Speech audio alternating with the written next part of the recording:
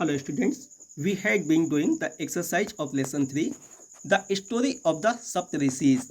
Please open your textbook, page number 23 and see the exercise B and question number 4. Question number 4 is written in your textbook. What did the king instruct the demoness to do? यानी राजा ने उस राक्षसिन को क्या करने का निर्देश दिया? तो चलिए बेटा, let us write the answer of this question. The king instructed the dominus. The king instructed the dominus. राजा ने उस राक्षसिन को यह निर्देश दिया क्या? To follow the Saptarishis and their group. To follow the Saptarishis and their group. राजा ने कहा कि जाओ उन 7 ऋषियों और उनके पूरे ग्रुप का तुम पीछा करो, उनको फॉलो करो. Who were wandering, जो लोग घूम रहे थे, in search of food. यानी 7 ऋषि और उनके साथ के लोग जो थे भोजन की तलाश में जो इधर उधर घूम रहे थे, जाओ तुम उनको फॉलो करो. ही आल्सो वार्न्ड हर. राजा ने उसको इस बात की वार्निंग भी दी क्या? To know the meanings of their names. उनके नामों का अर्थ जानना है तुमको, और भी कैसे? Only in one chance. यानी you can ask only once time. यानी तुम केवल एक बार उनसे पूछोगी और इसलिए एक बार में तुम्हें उनके नाम का अर्थ जान लेना होगा. हाँ, केवल एक chance, otherwise you would be missed. ठीक है ना? तो कह रहा है, राजा ने कहा कि तुम्हें एक बार में उनके नामों का अर्थ जान लेना होगा. तब इफ सी सक्सीडेड, और यदि नाम का अर्थ जान जाने में वो सफल हो जाती है ना, in this work, if she succeeded in this work, she would have been so powerful, तो इतनी ताकतवर हो जाएगी ना, टू डिस्ट्रॉय देम ऑल, कि उन सभी लोगों को बर्बाद कर देगी, मार डालेगी. और राजा यही चाहता था. तो राजा ने क्या कहा कि जाओ तुम उनका पीछा करो, फॉलो, उनका पीछा करो और उनके नाम का अर्थ जानो. To know the meaning of their names only in one chance. एक बार में उनके नाम का अर्थ पूछो, और यदि ऐसा कर सकती हो तुम इतनी पावरफुल हो जाओगी, टू डिस्ट्रॉय द ऑल, उन सबको तुम बर्बाद कर सकती हो. ठीक है.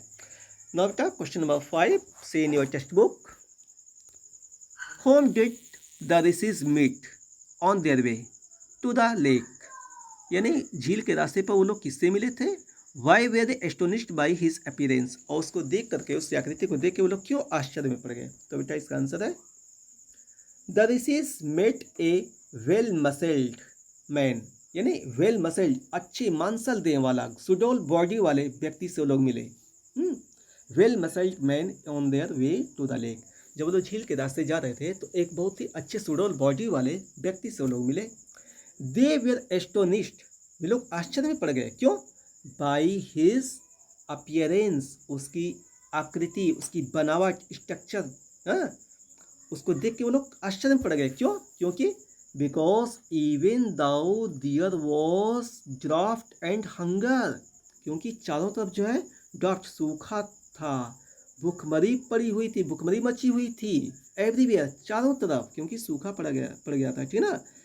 इट सीम, और उसे देख के ऐसा लगता था, it seem to have left the man and his dog untouched. लगता था जैसे सूखे ने, अकाल ने और भूख ने इन दोनों को, उस व्यक्ति को और उसके कुत्ते को टच ही नहीं किया. यानी उन लोगों पे कोई प्रभाव ही नहीं पड़ा है.